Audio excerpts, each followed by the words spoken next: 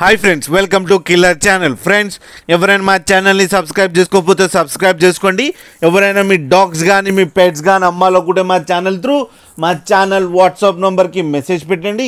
Friends, ఇవాళ మీకోసం heavy bone లాబ్రాడర్ puppy తీసుకురావడం జరిగింది.